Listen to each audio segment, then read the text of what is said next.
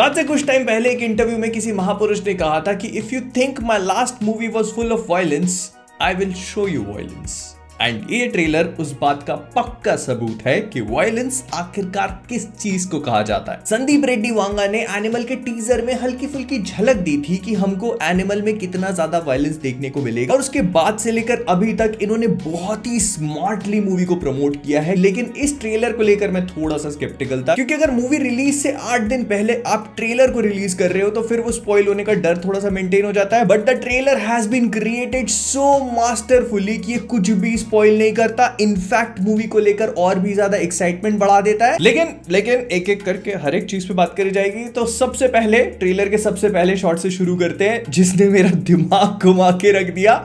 I was not expecting this। जब मैंने इसके टीजर देखे, जितने भी गाने देखे, तो मेरे को ये समझ में आ रहा था कि ये फादर सन बॉन्ड के ऊपर होने वाली है, और इस पूरी पिक्चर में रणबीर कपूर जो उनके पिताजी हैं अनिल कपूर, उनके कैरेक्टर को आइडलाइज करेगा, जो चीज हमें पूरे टीजर और गानों में दिखाई भी गई थी। लेकिन ये ट्रेलर इन चीजों पर एक डिफरेंट स्पिन ले लेता है, क्योंकि पहले ही सीन में हमको दिखा दिया जाता है कि रणबीर कपूर अपने पिताजी से कहता है अब एक बार रोल स्वैप करके देखते हैं। उस दिन को याद करो जब मैं माइकल जैक्सन के कॉन्सर्ट में जाना चाहता था, जो मेरा फेवरेट, लेकिन आपके बर्थडे की वजह से नहीं गया। And then they start role playing, और उसके बाद हम एक बहुत ही भयंकर ट्रांसफॉर्मेशन देखते हैं रणबीर कपूर के कैरेक्टर का, जो पूरे ट्रेलर भर, पूरे टीजर भर अपने पिताजी को आइडलाइज कर रहा था, वो उन्हीं से ऊंची आवाज में बात करता है। And this is the theme जो पूरे ट्रेलर भर प्ले आउट होती है। मतलब हम रणबीर कपूर को इनिशियली अपने पिताजी को आइडलाइज करते हुए देखते हैं, लेकिन फिर धीरे धीरे हमको ये समझ में आना शुरू होता है कि पिताजी ने बैक सीट ले ली है और बेटा जो है ड्राइविंग सीट पे अब वो बैठ चुका है, एंड रिलेशनशिप को अब वो ड्राइव करेगा। एंड अगर आप इस पूरे सिनेरियो को नोटिस करोगे तो ये मूवी में थोड़ा आगे टेक प्लेस करेगा, क्योंकि रणबीर कपूर ने क्लीन शेव किया हुआ है, और ये प्रोबेबली दिवाली का पूरा सीन है, क्योंकि दिए वगैरह लगे हुए हैं यहाँ पे। और पिछले टीजर में जैसे अनिल कपूर के कैरेक्टर को हम लोगों ने देखा था कि वो काफी ज्यादा डोमिनेटिंग टाइप की पर्सनैलिटी थे, तो इस वाली सीक्वेंस में वो ऐसे बिल्कुल भी नजर नहीं आते। इनफैक्ट वो काफी ज्यादा सबड्यूड नजर आते हैं रणबीर कपूर के सामने। लेकिन इसके अगले ही सीन में हम एक बार फिर से उनकी डोमिनेटिंग पर्सनैलिटी देखते हैं, जो हमको बताते हैं कि टाइम में थोड़ा पहले टेक प्लेस करती है, जब रणबीर कपूर उनको आइडलाइज करता था, क्योंकि वो बोलता है कि पापा I have cut my hair, आपको मेरे लंबे बाल पसंद नहीं थे। तो अनिल कपूर एक बढ़िया सा चश्मा लगाए हुए कहते हैं कि नहीं, तुम लंबे बालों में भी अच्छे लगते थे। तो कहता है कि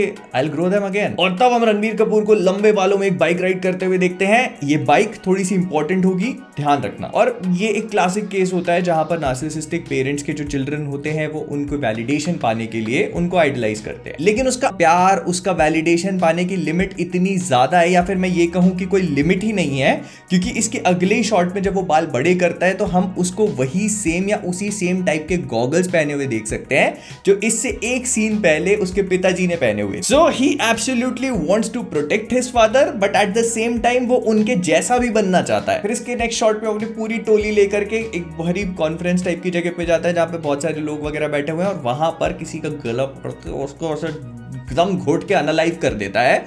लेकिन it wasn't enough for him. Probably इस बंदे ने इसके पिताजी को ही कहीं ना कहीं ह्यूमिलिएट किया होगा, तभी उसको अनलाइव करने के बाद भी इसको चैन नहीं पड़ा, तो इसने अपने साथी से शॉटगन मांग करके उसको अनलाइव करने के बाद भी दिया ना। ये वाला सीन दिखने में बिल्कुल भी सिग्निफिकेंस होल्ड नहीं करता, लेकिन मेरे लिए काफी ज्यादा सिग्निफिकेंट था, क्योंकि रणबीर कपूर के बचपन को बताता है और उसके साथ साथ बहुत सारी चीजों को भी इंडिकेट कर देता है। अगर आप इस रूम पे ध्यान दोगे तो रणबीर कपूर जो है सबसे पहले तो माइकल जैक्सन का बहुत बड़ा फैन है, जैसे कि उसने पहले वाले सीन में बताया भी था हमको। उसके बाद अगर आप ध्यान दोगे तो कई सारी बाइक्स की भी प्लेट्स लगी हुई हैं, जो एक सीन में राइड भी कर रहा था। जैसा मैंने बताया ये आगे जाकर थोड़ा सा सिग्निफिकेंट होगा। लेकिन इसके अलावा इस बच्चे के पास किसी चीज की कमी नहीं थी, बिकॉज ऑफ हिज फादर, क्योंकि इसने म्यूजिक बजाने का ट्राई किया, क्योंकि यहाँ पे गिटार के मॉडल्स रखे हुए हैं। इसके बाद इसने क्रिकेट वगैरह खेलने की भी ट्राई करी होगी। लेकिन सबसे मजेदार डिटेल तब आती है जब अनिल कपूर इस लेटर को खोलते हैं, क्योंकि जहां तक मुझे लगता है, although I am not sure, लेकिन जहां तक मुझे लगता है तो इसकी लाइंस एनिमल का जो अनाउंसमेंट वीडियो था वही सेम लाइंस है कि पापा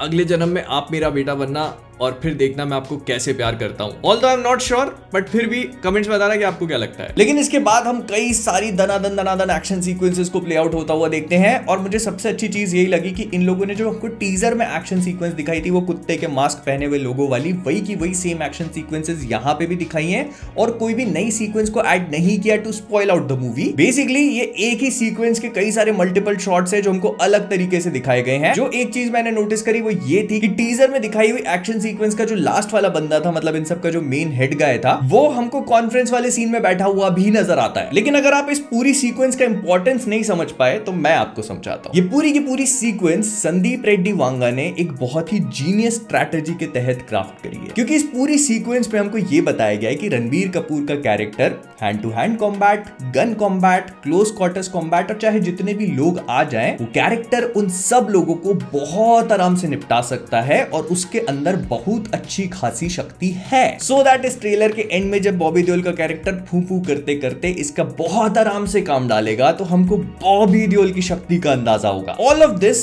was done to prove a point. Now you realize how genius Sandeep Reddy Vanga is. And next हमको ये पता चल भी जाता है कि ठा उसको गोली लगती है, व्हिच प्रोबेबली हैपेंस जब वो गोल्फ वगैरह खेल रहे होंगे, क्योंकि ये पूरी की पूरी सीक्वेंस गोल्फ कोर्स की नजर आ रही है। बट इसके आगे हमको ये भी पता चल जाता है कि रणबीर कपूर के 2 बच्चे भी हो चुके हैं, और ये चीज अगर आप लोगों ने पिछले 2 गाने देखे होंगे तो उसमें भी बता दी गई थी। लेकिन इसके बाद एक काफी की सीक्वेंस हमें देखने को मिलती है, जिससे हमको ये समझ में आता है कि आखिरकार अनिल कपूर और उनकी पूरे परिवार का बिजनेस क्या है। जो हम स्वास्तिक का सिंबल देखते आ रहे थे उसके पीछे का मतलब क्या है, तो और कुछ नहीं, इसका मतलब है स्वास्तिक स्टील। इनके कपड़ों पे लिखा हुआ है स्वास्तिक स्टील। ये लोग और कुछ नहीं बल्कि स्टील मैन्युफैक्चरिंग का काम करते हैं, इनकी स्टील की फैक्ट्री है और उसी को लेकर इन्होंने एक बहुत बड़ा एम्पायर खड़ा कर लिया है। But I have a theory here. तो देखो, स्वास्तिक का लोगो हिटलर वगैरह वाली चीजों से मेल तो खा ही रहा है, फिर इसके बाद ये यूं करते हैं तो वो उसका साइन जो है वो भी वो सारी चीजें हो रही हैं, बट आई डोंट थिंक ये उस डायरेक्शन में जाएंगे। मुझे ऐसा लगता है कि इन्होंने अपनी स्टील फैक्ट्री की आड़ में एक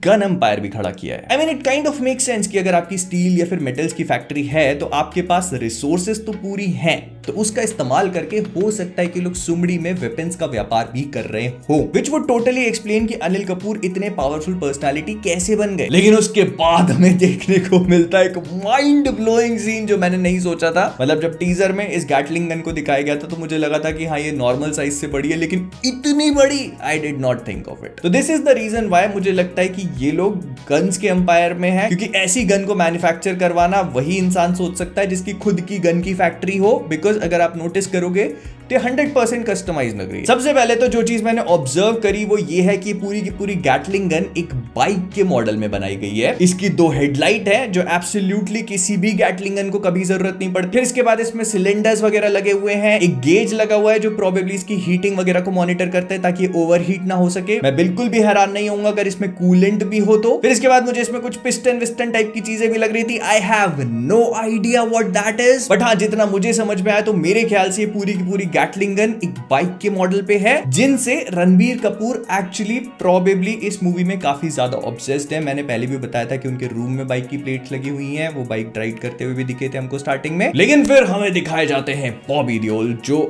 काफी शॉकिंग लग रहे थे। मतलब उनके साथ कुछ बुरा हादसा हुआ है, इसी वजह से वो ऐसे खड़े हुए हैं। Now this is why I love the trailer, क्योंकि ये बिल्कुल भी रिवील नहीं करता कि एक्चुअली इनके साथ हुआ क्या। Now in the face of it अगर आप इस सीन को डिकोड करने की कोशिश करोगे तो आपको ऐसा लगेगा कि इनके साथ कुछ बुरा हुआ है, क्योंकि इनके चेहरे पे खून लगा हुआ है और इस शादी के स्टेज पे दूल्हे की तरह सज के खड़े हुए हैं। मतलब प्रोबेबली इनकी दुल्हन की डेथ वगैरह हो गई होगी। लेकिन फिर पीछे बैकग्राउंड में नोटिस करने पे एक लेडी बैठी हुई है, तो उसको देखकर लग रहा है कि शायद दुल्हन वही हो सकती है। तो I don't know what is going on here. लेकिन हाँ इतना जरूर समझ में आ रहा है कि इस बंदे के साथ कुछ ना कुछ गलत हुआ है एंड मोस्ट प्रोबेबली उसके पीछे रणबीर कपूर रिस्पॉन्सिबल है। तो this is probably going to be a vicious cycle, जिसमें बॉबी देओल की फैमिली के साथ प्रोबेबली अनिल कपूर ने कुछ गलत किया होगा, जिस वजह से अनिल कपूर के साथ फिर बॉबी देओल ने गलत किया, फिर रणबीर कपूर बॉबी देओल के साथ कुछ गलत करेंगे and the cycle will go on till both of them और वन ऑफ देम डाइज। और हाँ एक बहुत ही ज्यादा पॉपुलर थ्योरी इंटरनेट पे घूम रही है। वे थ्योरी है, रूमर है, लीक है, मुझे नहीं पता, लेकिन ऐसा बोला जा रहा है कि इस मूवी में बॉबी देओल जो है वो एक म्यूट का कैरेक्टर प्ले करेंगे। मतलब ये जो बंदा है ये कुछ भी नहीं बोलने वाला, इसके एक भी डायलॉग नहीं है मूवी में, तो जो भी है सिर्फ एक्सप्रेशन वाली एक्टिंग हमें देखने को मिलेगी। एंड सो फार हम लोगों ने इसके टीजर और ट्रेलर से जितना भी देखा है तो ये सारी रूमर्स सही लग रही हैं, क्योंकि बंदे ने एक भी शब्द नहीं बोला। और फिर ट्रेलर का वाला शॉट मुझे काफी पसंद आया। इसमें रणबीर कपूर एक हॉलवे में शर्ट खोलकर ओपन इन्विटेशन दे रहे हैं, शायद बॉबी देओल को ही बुला रहे होंगे, क्या जा दो हाथ लड़ लेते हैं। और अगर आप नोटिस करोगे तो इसमें रणबीर कपूर के सिर पे 2 सींग नजर आ रहे हैं, which actually signifies him as the devil, जो कि वो एनिमल में पूरा ट्रांसफॉर्मेशन कंप्लीट कर चुके हैं। मतलब वो व्हाइट और ब्लैक के बीच की जो लाइंस होती है वो ब्लर हो चुकी हैं, अच्छा क्या है बुरा क्या है वो नहीं समझ में आएगा। एंड फिर आता है ट्रेलर का लास्ट सीन, जिसको देख के मुझे थोड़ी थोड़ी रेस 3 या